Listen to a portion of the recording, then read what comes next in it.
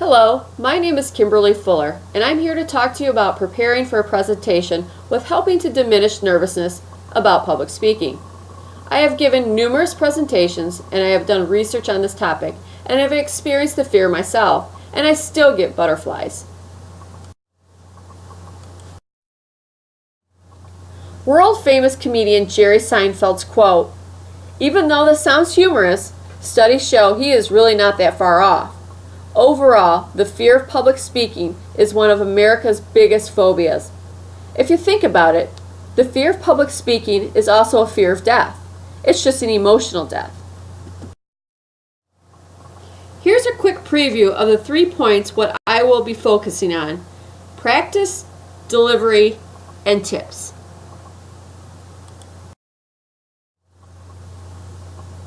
Practice. I cannot emphasize this part enough. By practicing, this can eliminate filler words like well, and you know. The more you practice, the more you'll feel comfortable and confident in front of your audience. When you're delivering your speech, use the general model method, and that is, first, give a quick rundown what you are going to tell your audience, and then proceed to tell your audience. And lastly, recap what you just spoke to your audience about. Glossophobia.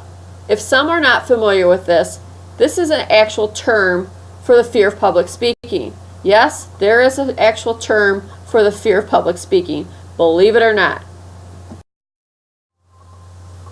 You have practice, and now it's time to shine, and you're going to do that delivery with confidence.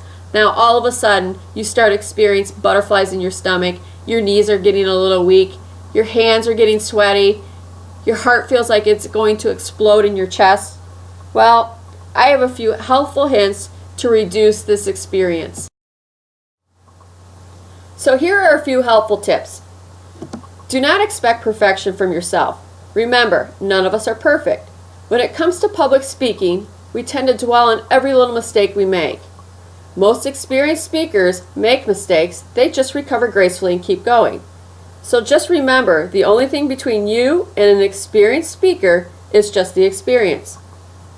The audience will never know most of your errors unless you stop your speech or raise awareness of it. Next, avoid comparing public speaking to your self-worth. Whether you're bad or good at public speaking, this has no impact on your value of a person. This skill you can learn and become better with just practice. Avoid being nervous about your nervousness. Speakers who lack confidence often feel nervous, which then starts the feeling of anxiousness about their nerves and can manifest into a large bundle of stress.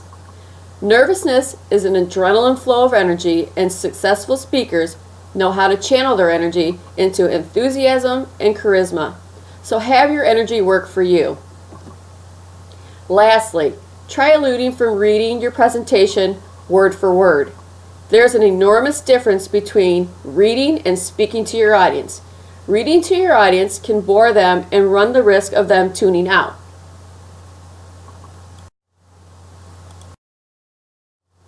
So let's go over the 3 points we just talked about. Practice. Remember, practice makes perfect. And then you have the delivery. Keep in mind the general model method, and that is, first, give a quick rundown of what you'd like to tell your audience, and then you proceed to tell your audience. And then lastly, recap what you just spoke to your audience about. And then there's tips. Avoid word for word. You want to speak to your audience, not to read to them. By speaking to your audience creates validation and personalizes the impact of your message. So by applying these helpful hints, you can say goodbye to public speaking fear. I did, so now it's your turn to do the same. At this time, I would like to thank you for your time and interest. If you have any questions, please feel free to email me at kimfuller2017@gmail.com. I feel confident that these tips will help you on your next presentation.